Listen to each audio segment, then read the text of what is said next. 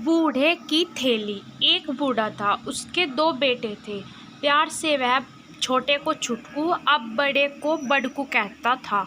दोनों बड़े आलसी और निकम्मे थे, अपनी पत्नियों के साथ निठल्ले बैठे रहते, लेकिन बूढ़े के काम में हाथ न बटाते।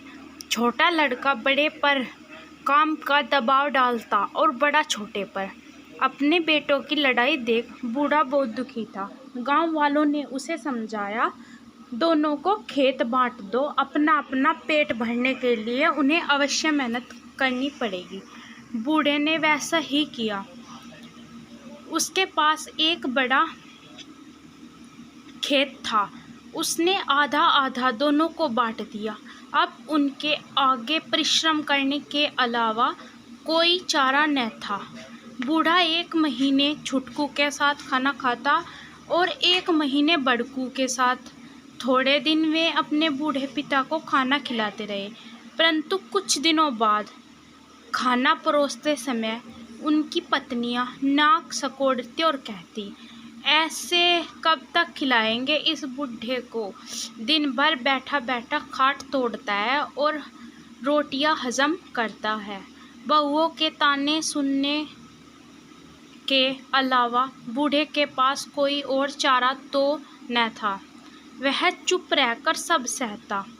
एक दिन दोपहर हो गई, किसी ने उसे खाना नहीं दिया।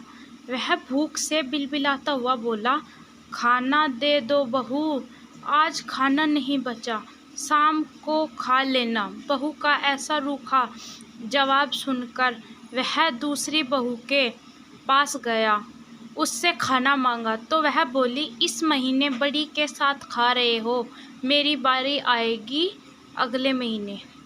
बूढ़े ने घर छोड़ने का फैसला कर लिया। गांव के कुएं पर जाकर उसने पेट भर पानी पिया और डंडा टिकाता हुआ दूसरे गांव चला गया। लोगों का छोटा मोटा काम करके वह पेट भरने लगा। धीरे धीरे 1 वर्ष बीत गया। उसने अपने बेटों का हाल जानने की उत्सुकता हुई तो वह पुनः अपने गांव आ गया। बूढ़ी काकी और मदद बूढ़े को इतने दिनों में देखकर उसके बेटे और बहुओं को बहुत आश्चर्य हुआ। बड़ी बहू ने उसे गौर से देखा। उसकी नज़र कमर पर लटकी थैली पर अटक गई। वह सोचने लगी, मजदूरी करके लौटा है बुढ़ा, इसकी पोटली रुपयों पैसों से भरी है। झट घूंघट काट आगे बढ़कर बोली, कहाँ चले गए थे पिताजी? आइए बैठिए, भोजन कर लीजिए। छोटी बहू ने जब यह सुना तो उसे बड़ी तसल्ली हुई। वह सोचने लगी, अच्छा हुआ मेरे घर आकर नहीं बैठे, वरना कौन करता बुढ़े की सेवा। छुटकू की नज़र थैली पर कुछ देर से पड़ी।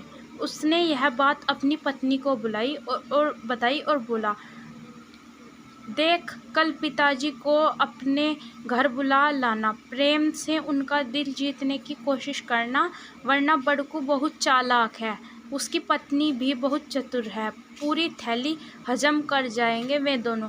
छुटकू और बड़कू वे दोनों बूढ़े की सेवा करने लगे। दोनों बहुएं खाने पीने का ध्यान रखने लगी। बूढ़ा उस थैली को कभी अपनी कमर से अलग न करता, सोते समय भी अपने तन से चिपकाए रखता। उसके बेटे को बहू की नज़र उस पोटली पर अटकी रहती। एक दिन बूढ़े की मृत्यु हो गई। छुटकू और बड़कू को पिता की मौत का गम नहीं था, परंतु दोनों को थैली खोलने की ज़्यादा जल्दी पड़ी थी जो मृत बूढ़े की कमर में बंधी थी। बड़कू ने थैली खोलनी चाहिए। छुटकू बिगड़ गया। दोनों थैली पर अलग अलग हक जमाने लगे। गांव वाले शोर सुनकर आ गए।